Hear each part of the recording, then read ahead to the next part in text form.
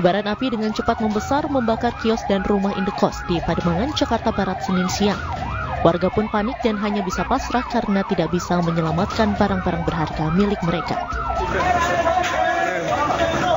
Aduh, luar biasa gedenya nih, merembet ke sono sini nih. Aduh.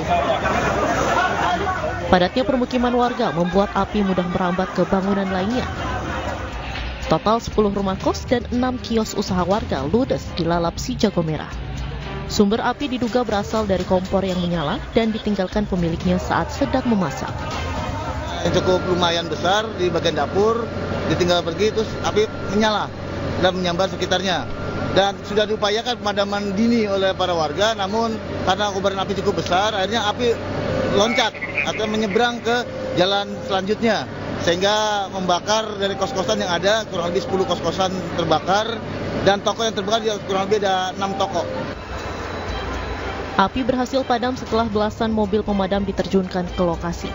Tidak ada korban jiwa dalam peristiwa ini. Dari Jakarta, Sofyan Firdaus, iNews melaporkan.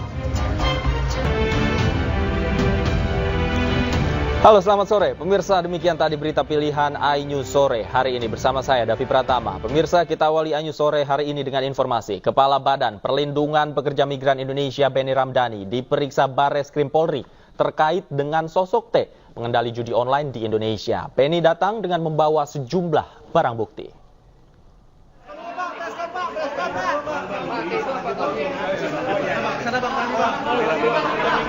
Benny Ramdhani memenuhi undangan klarifikasi dari Barreskrim Polri. Ia tiba di gedung Barreskrim Polri sekitar pukul 2 siang tadi. Benny yang didampingi kuasa hukumnya mengaku membawa sejumlah bukti terkait sosok berinisial T, pengendali judi online di Indonesia. Sebelum memasuki gedung Barreskrim, Benny yang diperiksa sebagai saksi enggan memberikan pernyataan lebih detail.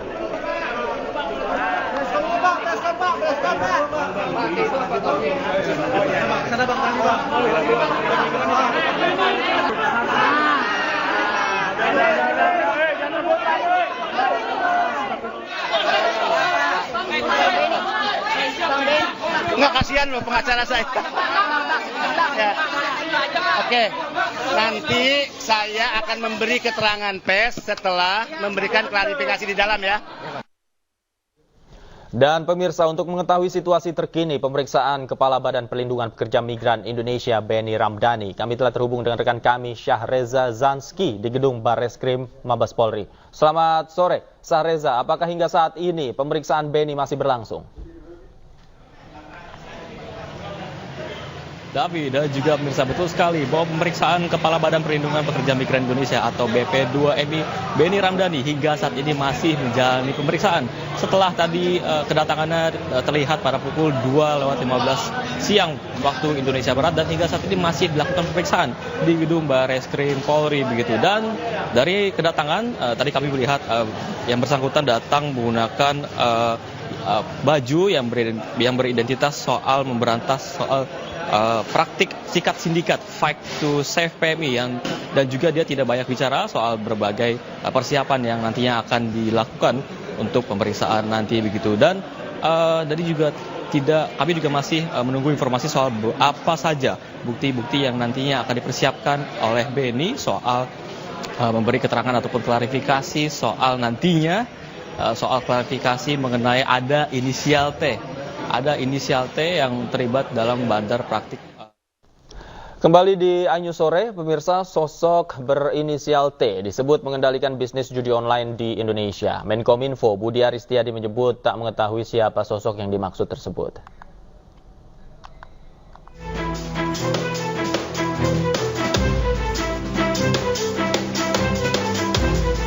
Praktik judi online di tanah air kian meresahkan. Dalam laporan transaksi mencurigakan yang dirilis PPATK, jumlah perputaran uang judi online hingga tahun 2024 tembus ratusan triliun rupiah. Belakangan berembus kabar bahwa praktik judi online di Indonesia dikendalikan oleh sosok bandar berinisial T. Sosok tersebut dinilai tak akan pernah tersentuh hukum.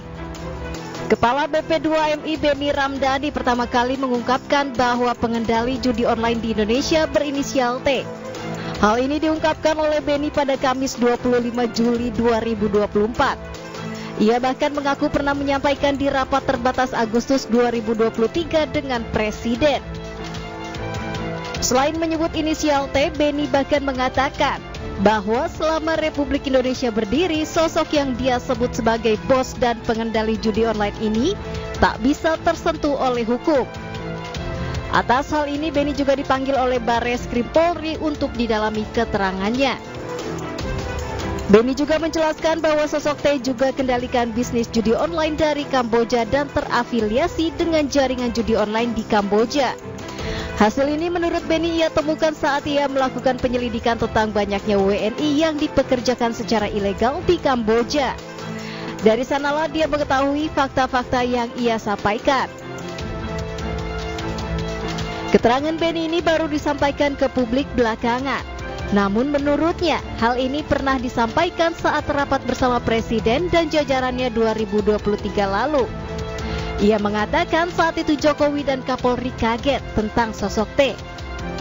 Untuk hal ini, saya menyatakan di depan Presiden, Panglima TNI dan Kapolri, sebetulnya sangat mudah untuk menangkap siapa aktor di balik bisnis judi online di Kamboja dan siapa aktor di balik scamming online. Saya cukup menyebut inisialnya T aja paling depan lah. Yang kedua saya nggak perlu sebut, dan ini saya sebut di depan Presiden. Sosok bandar berinisial T ini pun ramai diperbincangkan netizen di jagat media sosial. Bahkan kata kunci inisial T menjadi trending topik di media sosial X. Tim Liputan iNews melaporkan.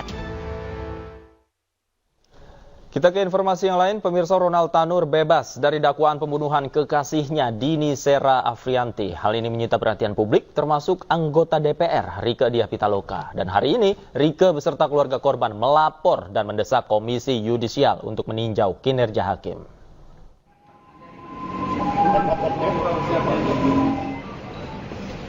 Keputusan hakim membebaskan Ronald Tanur yang sebelumnya didakwa melakukan pembunuhan terhadap kekasihnya Dini Sera Afrianti dianggap tidak adil.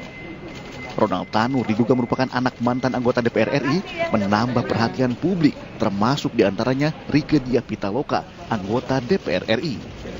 Hari ini, Rieke bersama keluarga dan kuasa hukum dari korban hadir ke Komisi Yudisial untuk melapor dan mengusut tuntas ketidakadilan kasus ini. Hari ini kami dari tim kuasa hukum keluarga almarhum Dini Sera Afrianti dari LBH Damar Indonesia, dan ini keluarga dari almarhum Dini Sera Afrianti, ini Bapak Ujang, ayah kandung dari almarhum Dini Sera Afrianti, ini adiknya Alfi Karisma. Kembali hari ini kita masih memperjuangkan keadilan di Republik Indonesia ini. Kita berharap hari ini kita melaporkan kepada Komisi Yudisial atas 3 majelis hakim yang melakukan pemeriksaan perkara terhadap GRT yang kita tahu bersama sudah diputus bebas. Semoga 3 majelis hakim itu segera dilakukan pemeriksaan dan segera dilakukan penindakan dari Komisi Yudisial. Sebelumnya Ketua Majelis Hakim Erin Tuah Damanik memvonis bebas Ronald Tanur. Meski ada bukti CCTV dan hasil visum, hakim memutuskan bahwa Dini meninggal karena meminum alkohol, bukan karena penganiayaan dari Ronald. Dari Jakarta, Wenda Nura, Wildan Aulia iNews melaporkan. Pemirsa, karangan bunga kritikan atas vonis bebas Majelis Hakim Pengadilan Negeri Surabaya terhadap Gregorius Ronald Tanur semakin banyak menghiasi depan kantor Pengadilan Negeri Surabaya. Karangan bunga ini pun menjadi tontonan warga yang melintas.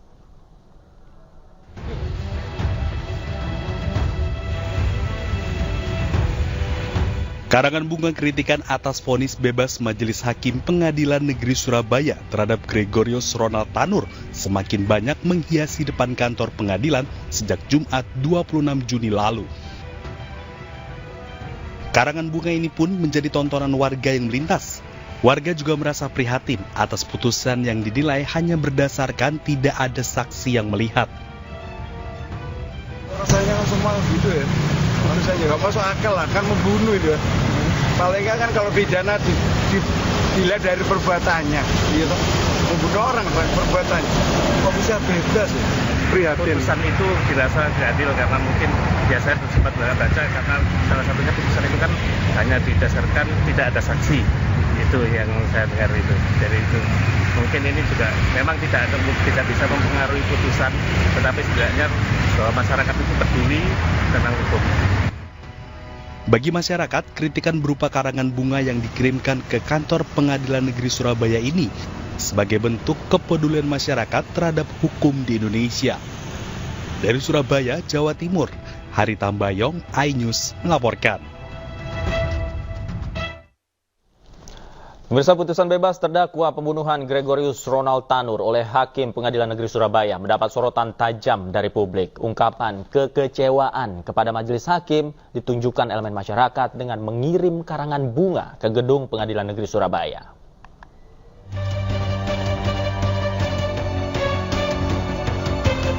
Putusan bebas Ronald Tanur dinilai janggal, bahkan tidak adil untuk keluarga korban. Hal ini memicu polemik di tengah masyarakat. Usai pembacaan putusan bebas, banyak kritik dilayangkan oleh masyarakat. Bahkan masyarakat meminta agar Komisi Yudisial menyelidiki putusan tersebut dan melaporkan 3 hakim ke Badan Pengawas Mahkamah Agung atas dugaan pelanggaran kode etik.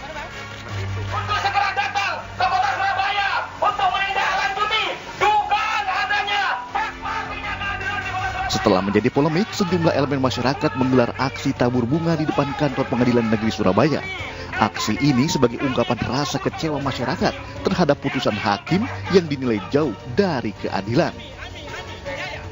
Tuntutan kami dari Aliansi Madura Indonesia, warga Kota Surabaya, warga rakyat Indonesia meminta 3 majelis hakim dicopot. Karena ini sudah menampar rasa keadilan buat kami. Diproses, ya pastinya diproses. Karena kami juga sudah mengirim surat ke KY, ke KPK untuk segera menindaklanjuti atas putusan 3 majelis hakim tersebut. Sementara itu 3 hakim yang menjatuhkan vonis bebas kepada Gregorius Ronald Tanur, terdakwa kasus pembunuhan terhadap kekasihnya Dini Sera Afriyanti, Jumat kemarin mendatangi kantor Pengadilan Tinggi Jawa Timur. Namun Erin Tuah Damanik selaku hakim ketua mengaku kedatangannya ke Pengadilan Tinggi Jawa Timur hanya untuk silaturahmi, bukan untuk pemeriksaan. Jangan saya yang jawab, Humas. Oh gitu. Oke, ya jangan saya. Nanti saya nggak objektif dong. Oh, siap. Humas ya, di Humas. Kami belum bisa memeriksa, belum bisa memeriksa, karena memang kan harus ada ini ya penugasan untuk memeriksa dari manapun. Kami tidak periksa. Kalau toh hakim pengadilan negeri datang ke pengadilan tinggi adalah sudah biasa. Hingga kini kritikan terhadap Pengadilan Negeri Surabaya terus bergulir. Warga berharap ada keadilan dalam hukum di Indonesia. Tim Liputan iNews melaporkan. Kembali di iNews Sore, pemirsa, mantan terpidana kasus Vina Saka Tatal akan menghadirkan 8 saksi di sidang peninjauan kembali Selasa besok. Salah satu saksi yang hadir adalah Liga Akbar yang sebelumnya mencabut kesaksiannya yang pernah ia sampaikan pada tahun 2016.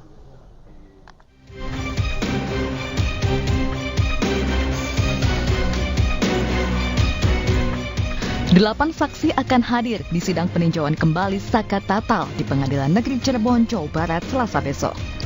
Ke-8 saksi dihadirkan pihak pemohon yaitu Saka Tatal untuk memperkuat bukti baru atau novum yang diajukan Saka. Salah satu saksi yang hadir adalah Liga Akbar. Sebelumnya Liga Akbar mencabut keterangannya sebagai saksi kasus Vina yang pernah ia sampaikan tahun 2016 silam. Liga Akbar mengaku memberi kesaksian palsu atas arahan ayah Eki, Ibtu Rudiana. Meminta Liga Akbar dihadirkan sebagai saksi fakta ataupun kronologis di sidang PK-nya Saka Tatal. Gimana siapa? Insya Allah itu juga sudah kami komunikasikan dari minggu kemarin juga saya sudah sampaikan ke Liga Akbar untuk bisa menghadiri, membantulah untuk PK-PK terpidana maupun Saka Tatal yang sedang proses pengajuan PK-nya. Yang mudah-mudahan kan dari keterangan Liga Akbar ini minimal bisa memberikan suatu kronologis baru lah, karena ini kan bisa dijadikan novum. Mudah-mudahan apa yang akan disampaikan Liga bisa sedikit membantu dalam memberikan kesaksian. Sebelumnya dalam sidang PK Sakatatal Jumat lalu, pihak termohon yakni Jaksa Penuntut Umum menolak seluruh bukti baru atau novum yang diajukan Saka. Sidang kemudian akan dilanjutkan dengan agenda pemeriksaan saksi dari pemohon Selasa besok. Dari Cirebon, Jawa Barat, Toy Iskandar, iNews melaporkan. Mampukah 8 saksi yang akan dihadirkan di sidang membuat hakim mengabulkan peninjauan kembali Sakatatal? Untuk membahasnya sudah bergabung bersama kami kuasa hukum Sakatatal Titin Prialianti dan Komisioner Kompolnas Yusuf Warsim. Selamat sore Bu Titin, Pak Yusuf. Selamat sore. Baik, pertama saya ingin ke Bu Titin terlebih dahulu. Bu Titin, 8 saksi yang besok akan hadir, jadi boleh di-spill Bu siapa saja? 8 saksi yang dihadirkan yaitu diantaranya ada Liga Akbar. Saya sudah berkomunikasi dengan kuasa hukum Liga Akbar, Bapak Yudya. Terima kasih kepada Liga Akbar yang akan menjadi saksi di sidang Sakatatal besok. Itu merupakan keadaan baru karena pada sidang di 2016 dulu Liga Akbar menyatakan ada kejar-kejaran. Tetapi yang seperti diketahui ada perubahan keterangan, Liga Akbar menyatakan kalau itu atas arahan pelapor. Kemudian juga ada saksi-saksi lain yang sebetulnya pada saat penangkapan itu juga ikut tertangkap, juga ikut ditangkap, bukan tertangkap ya ikut ditangkap. Tetapi kemudian dilepaskan dan saksi itu juga sama menderita penganiayaan seperti 8 terpidana lainnya. Kita juga akan hadirkan saksi-saksi lain yang tentu saja kita sudah berkomunikasi dengan kuasa hukum dari saksi tersebut yang justru akan mempertegas apakah betul ada pembunuhan dan pemerkosaan di tahun 2016 pada tanggal 27 Agustus 2016 sekitar pukul 22 sampai 22.30. Oke, Bu Titin, ada yang menarik. Kami juga mendapatkan informasi bahwa 2 orang saksi besok rencananya juga akan dihadirkan yang mengetahui kejadian itu di lokasi dan yang mengetahui bahwa kejadian itu sebenarnya kecelakaan. Betul, Bu?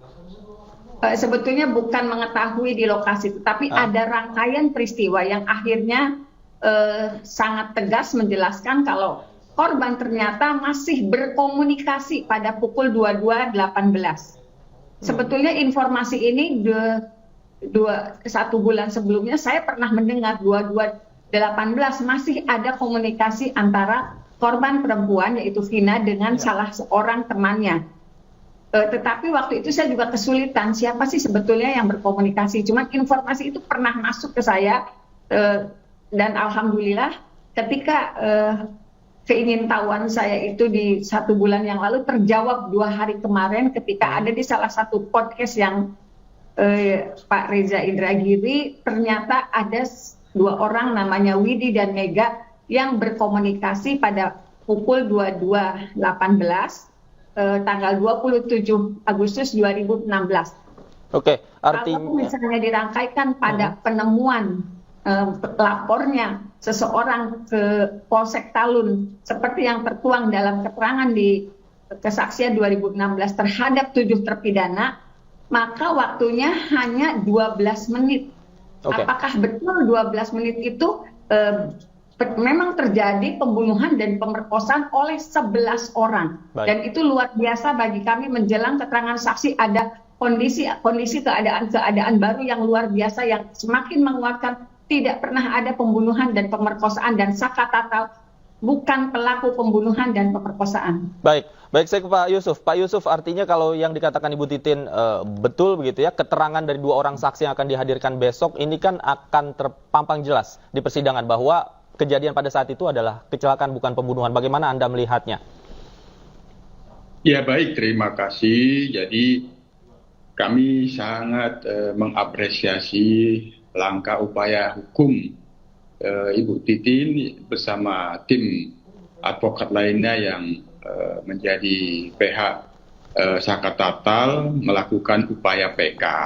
Nah tentu upaya PK ini dilakukan secara tidak langsung adalah bagian dari bagaimana menghormati putusan Pengadilan Negeri Cirebon yang saat ini dimintakan untuk ditinjau kembali.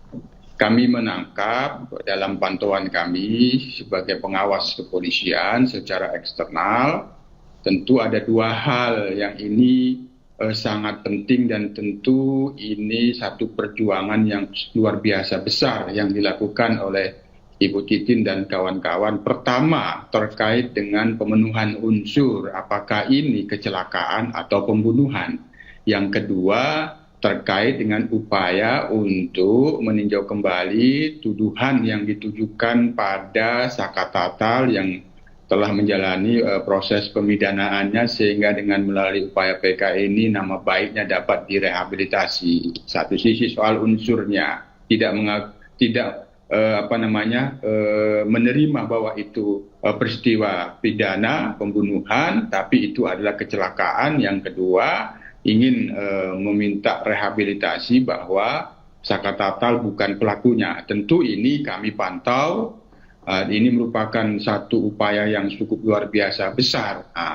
Apapun hasilnya, Mas, tentu ini sudah menjadi kewenangan Majelis Hakim PK kita dari Kompolnas. Apapun hasilnya nanti tentu apakah mengabulkan ataupun menolak, ya kita tunggu. Walaupun demikian, apa yang berjalan di dalam proses persidangan, fakta-fakta persidangan akan dilakukan pemeriksaan saksi. Kami akan terus melakukan pemantauan apakah memang nantinya pemeriksaan saksi ini akan menjelaskan satu novum, ada bukti baru terkait dengan tidak ada unsur peristiwa pembunuhan tapi kecelakaan, atau terkait dengan tidak terbukti tuduhan yang ditujukan kepada Saka Tatal itu bukan pelakunya. Ini kita akan pantau karena ini ranahnya pada pengadilan PK ini yang termohonkan itu adalah jaksa penuntut umum, maka apa yang akan disampaikan oleh jaksa penuntut umum dan kemarin sudah disampaikan menolak novum, tentu ini juga kami pantau karena semuanya itu bagian dari proses penyidikan yang itu telah menjadi kewenangan jaksa penuntut umum pada waktu itu ketika hasil penyidikannya dinyatakan P21. Untuk Saka Tatal sendiri, proses penyidikannya, pelimpahan berkas ke jaksa penuntut pada waktu itu tercatat hanya sekali P19. Tentu ini sangat penting. Sekali lagi kami pantau bagaimana fakta-fakta persidangan di dalam PK ini. Apakah nanti memang ini akan benar-benar dikabulkan. Tentu hasil PK ini menjadi satu keadaan baru apabila itu dikabulkan, dan ini menjadi bagian dari yang kami awasi untuk dilakukan evaluasi. Tapi sekali lagi kita tunggu bagaimana proses di fakta-fakta persidangan di dalam pemeriksaan saksi ini dan bagaimana putusannya nanti itu. Oke. Yang menarik, saya kembali ke Bu Titin. Yang menarik, 2 orang teman dari almarhumah Vina yang ternyata tadi Anda katakan masih sempat berhubungan begitu ya. Dari informasi yang Anda terima, apakah kedua orang ini sebelumnya sudah diperiksa oleh polisi, dan mengapa fakta-fakta yang dijabarkan sampai saat ini juga tidak mencuat ke publik? Itu yang saya juga tidak, kenapa ya Mas, saya juga berpikir kok belakang ini banyak sekali informasi yang akhirnya membuat semakin terang benderangnya peristiwa ini, tetapi semuanya didapat dari yang masyarakat secara perorangan, tidak institusi. Dan saya sih yakin keduanya juga belum pernah dipanggil atau didatangi oleh institusi resmi. Banyak hal yang saya dapatkan kok ini banyaknya keluar dari podcast-podcast yang mereka ketika berkomunikasi itu dengan nyaman. Pada akhirnya ada peristiwa-peristiwa, ada kejadian-kejadian yang sebetulnya itu sangat menguatkan pada tahun 2016 tidak terungkap, tetapi terungkapnya saat ini. Apakah pendekatan orang-orang yang melakukan wawancara dengan yang bersangkutan yang disebut nyaman, atau ada ketakutan ketika melapornya ke institusi resmi, itu yang saya tidak paham. Tetapi apapun yang terjadi, kami sangat mendukung, dan ini menjadi novum yang luar biasa bagi kami, walaupun memang pada memori TK hal itu tidak tercantum, tapi alhamdulillah mudah-mudahan bisa dijadikan sebagai saksi di dalam persidangan besok. Dan Anda sudah berkomunikasi dengan dua orang ini dan sudah konfirmasi besok mereka akan hadir, Bu? Karena memang mau keduanya didampingi kuasa hukum, saya dan tim baru berkomunikasi dengan kuasa hukumnya. Okay. Karena kelihatannya lebih nyaman seperti itu gitu Kak, daripada langsung berhubungan, kan kita juga punya kekhawatiran. Tapi kalau keduanya sudah di tangan kuasa hukum yang tepat, kami lebih nyaman berkomunikasinya. Baik. Pak Yusuf, besok kehadiran Ibtu Rudiana dalam sidang juga diharapkan oleh banyak pihak. Menurut Anda seberapa penting kehadiran Ibtu Rudiana dalam kasus ini? Ya, sementara ini Kompolnas sendiri kami sudah berkoordinasi dengan Polda Jabar dalam fungsi pengawasan kami terhadap penuntasan kasus ini. Kami meminta bisa bertemu dengan Ibtu Rudiana. Hanya sejauh ini kami belum mendapatkan waktu yang pasti kapan, sehingga seandainya malam ini pun kami bisa bertemu, bisa kami gambarkan seberapa penting kehadiran ayah korban almarhum Eki Ibtu Rudiana ini di dalam persidangan PK ini. Sementara kami belum bertemu hingga saat ini, kami masih menunggu jawaban dari Polda Jabar terkait dengan waktu dan tempatnya itu kapan itu. Jadi belum ada katakanlah kepastian begitu Pak ya yang Anda terima bahwa besok Ibtu Rudiana akan hadir dalam sidang? Dalam pantauan kami sendiri kan kami meminta untuk bisa bertemu, sehingga kami sendiri belum bisa bertemu dengan Ibtu Rudiana, sehingga belum bisa kami pastikan terkait dengan seberapa penting kehadiran ayah korban Eki Ibtu Rudiana tersebut. Oke, baik, kita nantikan bersama jalannya sidang besok. Terima kasih Pak Yusuf Warsim sudah bergabung bersama kami. Bu Titin juga terima kasih sudah meluangkan waktu bersama kami di Anyus Sore. Selamat sore, sehat selalu. Terima kasih Bu Titin. Kembali di Anyus Sore, pemirsa, Presiden Joko Widodo menggelar rapat perdana di Istana Garuda. Rapat perdana diikuti oleh Menteri PUPR yang juga PLT Kepala Otorita Ibu Kota Nusantara, Basuki Hadi Mulyono.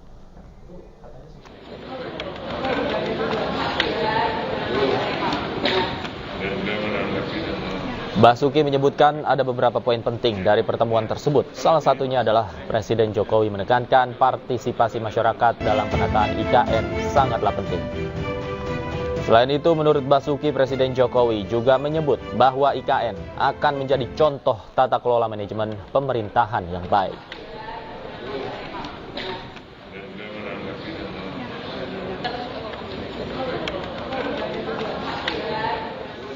Berikan arahan fokusnya, pertama utamakan partisipasi masyarakat khususnya dalam penataan IKN ini. Jangan sampai masyarakat merasa terpinggirkan, tergusur ataupun bahkan digusur. Ya, kayak kami ada Pak Deputi Kemasyarakatan ini, itu nanti dalam rangka menata kawasan di sekitar IKN ini utamakan partisipasi masyarakat. Okay. Yang kedua, untuk investasi, beliau juga menyampaikan bahwa IKN ini akan menjadi contoh tata kelola manajemen pemerintahan yang baik. Pemirsa, hari ini Presiden Joko Widodo perdana berkantor di Ibu Kota Nusantara. Sementara di malam pertama menginap di Istana Kepresidenan, Jokowi mengaku belum bisa tidur nyenyak.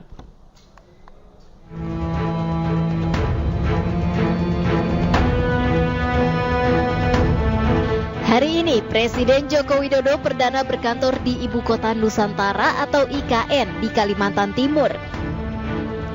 Presiden Jokowi langsung menerima audiensi sejumlah tamu dan mengikuti rapat bersama pejabat otorita IKN dan Forkopimda Kalimantan Timur. Rapat membahas perkembangan pembangunan IKN. Jokowi juga bercerita di malam pertamanya menginap di Istana Kepresidenan belum bisa tidur nyenyak lantaran belum terbiasa. Progres perkembangan terakhir dari pembangunan IKN, khususnya pembangunan istana. Saya melihat semuanya masih dalam proses, karena di sini ada ribuan yang bekerja. Saya nggak mau banyak mengganggu mereka, biar progresnya nggak terhambat karena kedatangan saya. Yang kedua, tadi malam saya tidur di sini.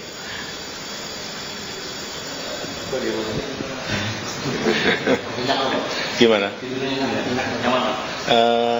Enggak nyenyak. Saya ngomong apa adanya. Ya mungkin pertama kali aja, mungkin masih belum nyenyak. Presiden Jokowi juga berkeliling Istana Garuda IKN yang pembangunannya sudah memasuki tahap akhir. Air bersih, listrik, dan internet juga sudah tersedia dengan baik. Dari Ibu Kota Nusantara, Kalimantan Timur, Salam Rahmat iNews melaporkan. Kita beralih ke informasi lain, pemirsa. Timnas Indonesia U19 bersiap menghadapi laga final Piala AFF U19 2024 melawan Timnas Thailand malam ini. Ya, jelang laga final, Timnas Garuda Muda tidak menggelar official training dan lebih memilih melakukan pemulihan kondisi fisik serta menyiapkan mental pemain. Tim medis Timnas Indonesia juga terus berupaya memulihkan kondisi pemain, termasuk pemain yang sempat cedera kala jumpa Malaysia kemarin. Menurut Indra Syafri, pelatih Timnas U19, persiapan laga final pendampingan psikologi dilakukan untuk menjaga mental para pemain. Selain itu, official training diganti dengan melakukan analisa permainan Thailand yang akan menjadi lawan di final malam ini.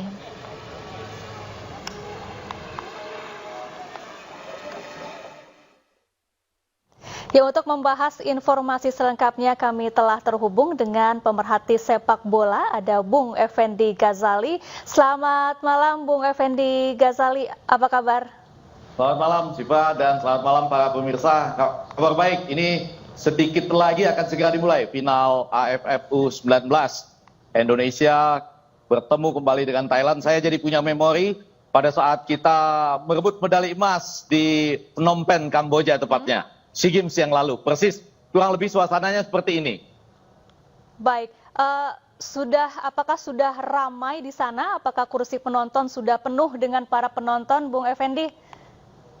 Seperti biasa, Surabaya agak sedikit punya masalah, yaitu macet di depan sebelum masuk, saya sebutnya sebagai lingkar stadion ya. Jadi ditunggu sampai nanti itu kemacetannya terurai, baru kemudian pelan-pelan stadion ini terisi. Tapi kalau dari data yang disebutkan panitia kan karcisnya memang sold out. Dan kemudian saya dari tadi sore melihat minat mereka yang menuju ke arah sini cukup tinggi. Sehingga jalanan menuju ke arah tol sebelum ke stadion juga sangat padat. Tapi untuk jadwal pertandingan tetap pada jadwal yang ditentukan, Bung Effendi, atau ada perubahan? Sama-sama, mestinya tetap sama 19.30 ya. Sama seperti ketika kita menghadapi Malaysia gitu juga demikian. Tidak terlalu penuh, kemudian lama-lama karena memang jalanan macetnya baru terurai, baru kemudian stadionnya penuh. Baik. Tetapi saya yakin atensinya akan cukup tinggi karena kita sudah sampai di final. Dan Pak Erick Thohir sendiri, Ketua Umum PSSI juga kabarnya sudah sedang dalam perjalanan menuju ke sini dari Pasca. Ya. Bagaimana dengan kondisi cuaca saat ini di sana, Bung Effendi? Boleh dibilang ini kondisi terbaik ya, artinya mungkin ada sedikit kelembapan ya, tapi secara umum tentu saja ini ideal ini untuk sebuah pertandingan final sepak bola malam hari lagi ya, 19.30. Baik, itu ngomong-ngomong Bung Effendi mengenakan kaos apa nih Bung Effendi? Jadi ini tadi saya kesempatan, terima kasih Safa dan para pemirsa, seperti biasa saya dapat 2 kali kesempatan bertemu khusus dengan Coach Indra Syafri. Tadi pagi sempat 1 jam lebih diskusi, saya ngebayangkan persis seperti kondisi kami di Phnom Penh.